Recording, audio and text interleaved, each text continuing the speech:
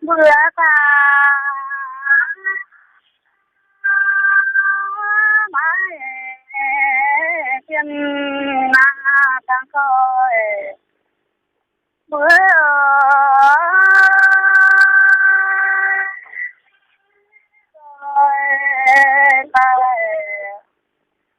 sông ấy thanh nó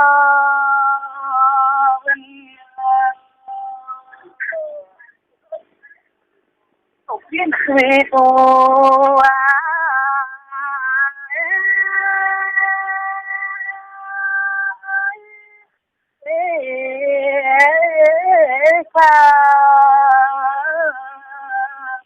ôi thanh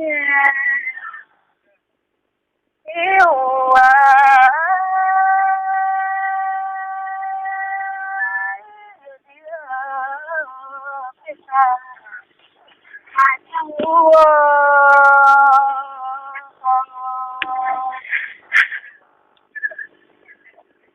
yo khi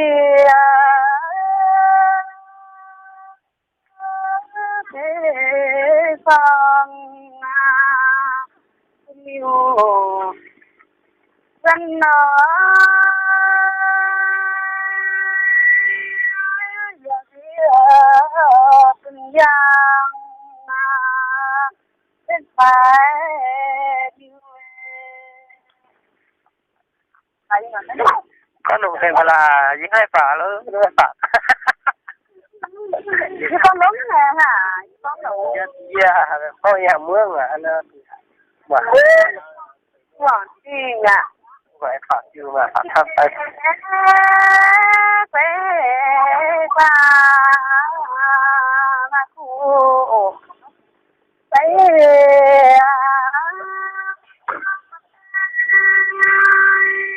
có quê qua viên nào yo phu tiếng lo yo đi bình trăng cho yo làng chờ chân tôi tiền phát nhân cho phải mỏng có cái gì để thực tế giờ mình giờ hay chọn tụi bây giờ kinh đang mà ta giờ là chúng ta giờ cho nè bây giờ có ăn không cả cũng phải thực tế này giờ có mấy khử có anh là mà chưa hết tập tại có những sự đó sự rồi có cái gì là nó khi lời mà ai chưa là đàn thì bạn năm hệ nha đến bốn một mà ai có là có là chuyện nó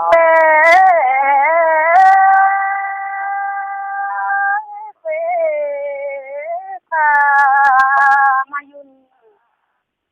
dân ở chùa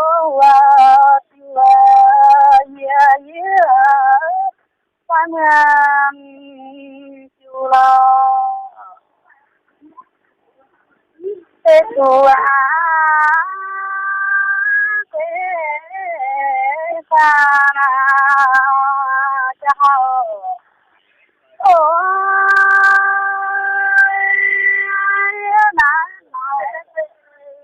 đang trường ô lo bê tu mẹ ngà hê mẹ nhàng cho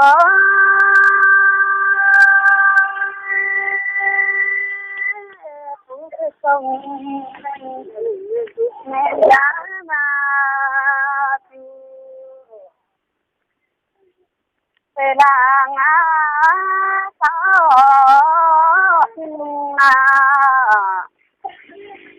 biết chân tình đó chính xây na tin na mai thua nhưng bữa thì lại nhưng mà hiểu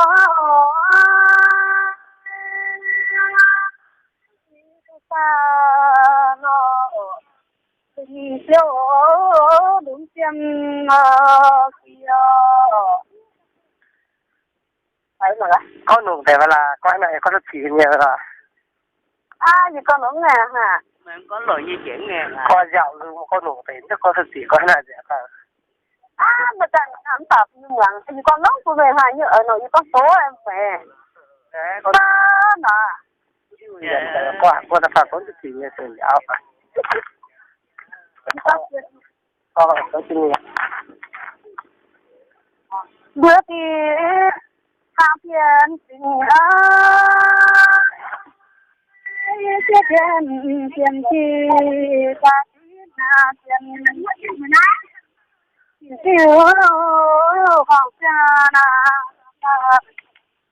đừng nhớ nhớ thằng tay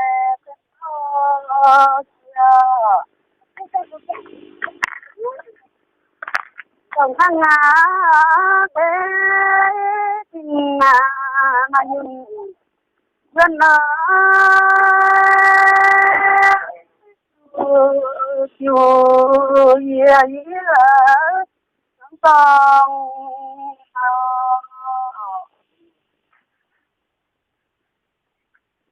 chiều thế nhớ cho chừng đó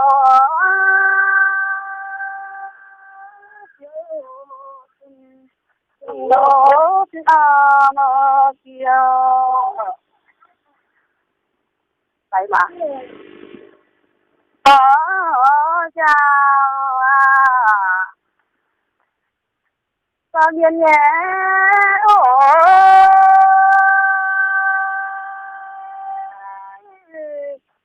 tôi chân yo yang có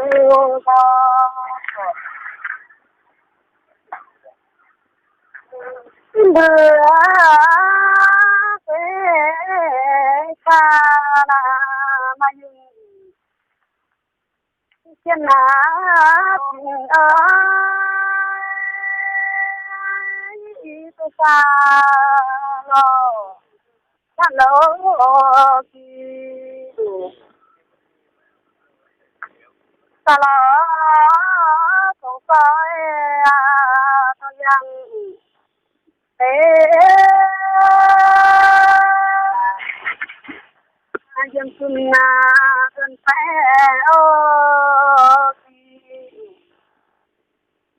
không có đến con này nó chỉ có cái chân mang cho cái gì coi chứ nhiều cha đủ chứ vậy mà thằng hai tỏ cái gì được không điều thật lẹ ở chỗ chẳng tin nhớ trong thọ linh phú phi chẳng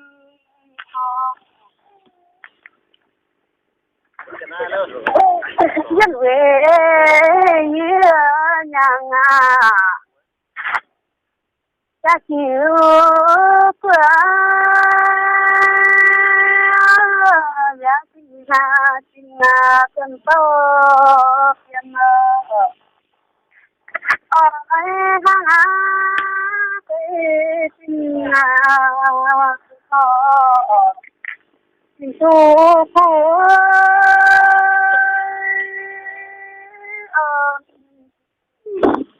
cái gì mà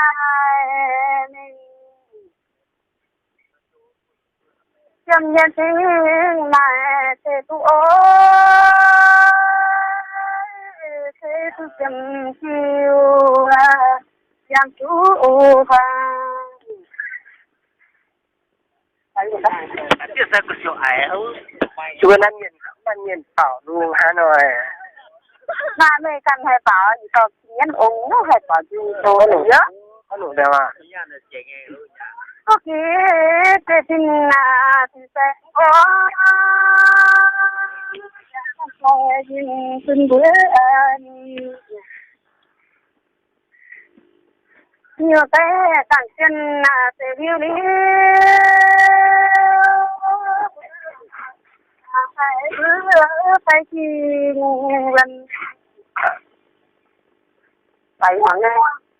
Tao nó cứ coi là con nụ để con chỉ về nữa. chứ con đủ có thể không Hai con hai mở về mà quay dẫn hai mở biết sao bạn quay rồi mình đi đại sản nhá hả? rồi mình đi đại sản tôi hỏi như ao hải tôi đến mình vong có không mình Như thầy kia hắn hai mở về hai bữa như thì như tao thế này tao mà thả là phụ một tay mở mà dãy như cái trang hai chỉ có hai bữa cái trang tốn tao của mình mà con mà hai mở tới ưu thể không chết ha cái nhiều ngọn nhé có hả? Cứ thực thế là có rồi con mà các bạn